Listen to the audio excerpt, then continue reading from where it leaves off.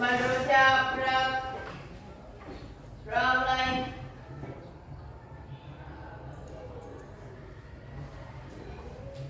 Rasa beri salam.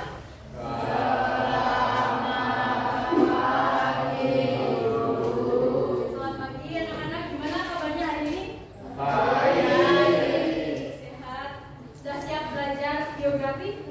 Siap. Oke, sebelum itu silahkan dicek dulu di tempat duduknya apakah sudah bersih atau masih ada sampah. Kalau masih ada, silahkan diambil dan disimpan dulu ya.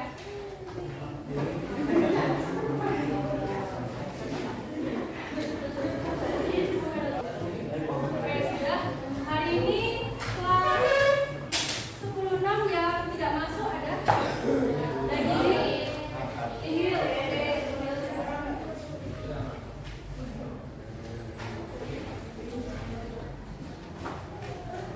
Untuk kesepakatan kelasnya, HP mohon disimpan dulu sama pembelajaran kecuali untuk diminta ada yang pakai HP ya.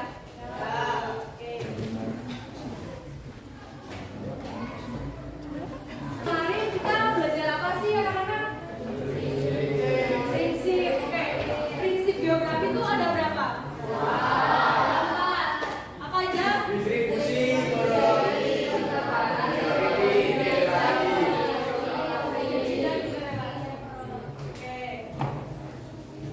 Masih ingat ya anak-anak? Untuk pertemuan kali ini kita mau belajar apa sih? Ada yang tahu? Pendekatan geografi. Ada yang udah tahu belum pendekatan geografi itu berapa? 3. Ya, oke, ada yang tahu ya juga. Jadi pertemuan kali ini kita akan belajar tentang pendekatan geografi.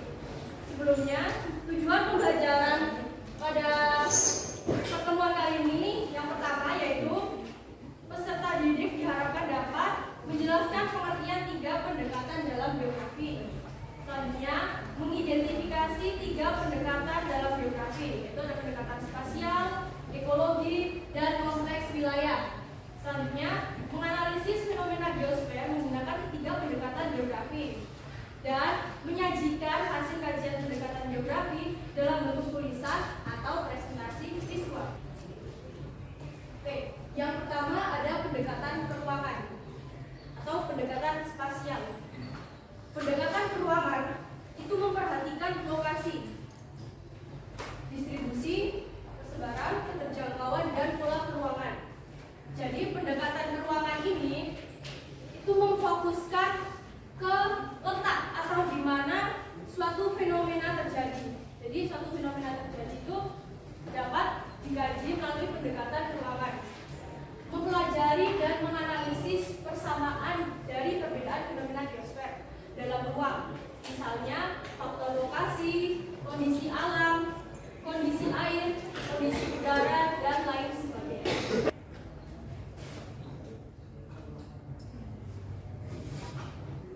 Oke, lanjut ya. Ini contohnya. Persebaran pemukiman di sepanjang aliran sungai. Jadi pendekatan ruangan. Istilah ruang dalam fenomena geografi itu tempat. Jadi ruang itu adalah tempat terjadinya fenomena geosfer atau lokasi, bisa dikaji dengan lokasinya. Maka contohnya persebaran pemukiman di sepanjang aliran sungai. Karena itu kan mengacu kepada lokasi ya, atau ruang atau tempat. Nah, ini mengambil pada pola peruangan. Jadi pola suatu tempat atau lokasi itu di aliran sungai. Jadi pemukimannya itu memanjang atau mengikuti terhadap pola aliran sungai tersebut, karakteristik wilayah tersebut. Contohnya kasus banjirop. Anak-anak tahu nggak apa itu banjirop?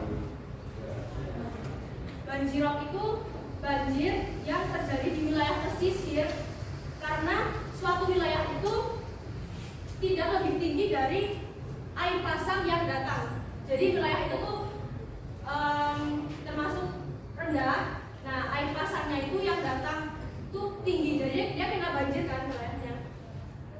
Itu bisa dikaji dengan wilayah pendekatan keruangan. Penjelasan materinya sudah Selanjutnya kita main BTS, anak-anak. Ya, materinya pendekatan geografi.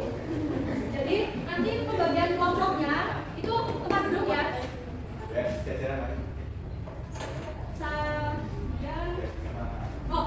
Mekanismenya boleh menggunakan HP, boleh searching. Tulis ya. Bentar.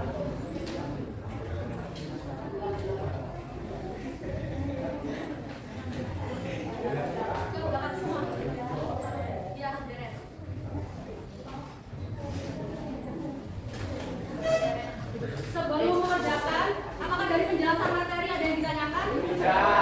Oke, silakan anak-anak.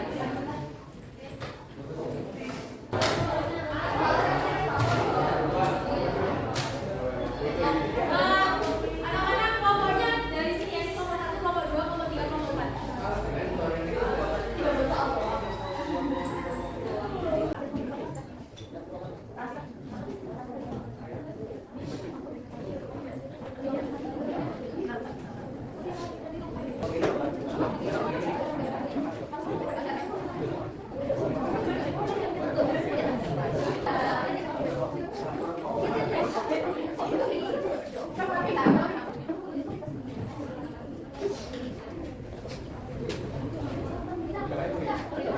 Oke, anak-anak udah selesai semua? Jelas ya?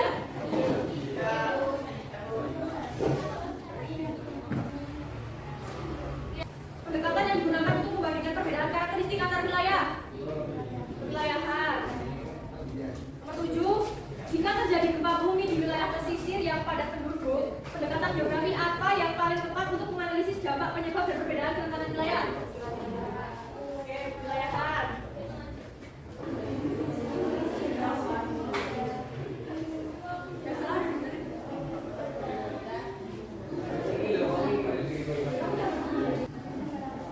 Oke anak-anak, tadi kita sudah belajar tentang pendekatan geografi. Ada berapa sih pendekatan geografi itu? Apa aja coba? Satu.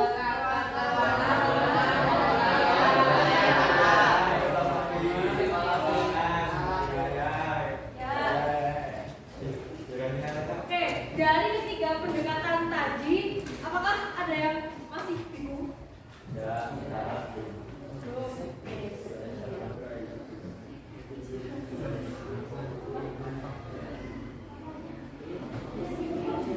Oke, karena waktunya udah mau habis, jadi pembelajaran kali ini Ibu cukupkan ya anak-anak.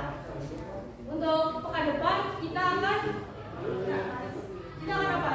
Undangan. Oke. Sekian dari Ibu. Wassalamualaikum warahmatullahi wabarakatuh.